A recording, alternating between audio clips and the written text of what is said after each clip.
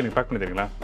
கண்டிப்பா பண்ணி தந்துடுறேன். பேக் பண்ணால் எனக்கு வீட்டில் சாப்பிடலாம்ல? தாராளமாக. என்ன சூப்பராக வந்துருக்கு. சரி, தேங்க்யூ. சரி, கண்டெய்னரில் போட்டு கொடுத்துறேன். நீங்கள் ஒரு தடவை செஞ்சு பார்த்து உங்கள் குழந்தைங்களுக்கு கொடுத்து பாருங்க, வேண்டான்னு சொல்ல மாட்டாங்க. வணக்கம். இந்த பொடியை இவ்வளோ நாளாக டேஸ்ட் பண்ணாமல் போயிட்டோமேன்னு ரொம்ப ஃபீல் பண்ணேன். அந்த அளவுக்கு வேறு மாதிரி இருந்துச்சு. எப்படி செய்யுதுன்னு பார்க்கலாம் வாங்க. அதுக்கு ஒரு மிக்ஸி ஜாரில் ஒரு கைப்பிடி ஃபுல்லாக தேங்காவை குட்டி குட்டியாக சாப் பண்ணி சேர்த்துக்கோங்க.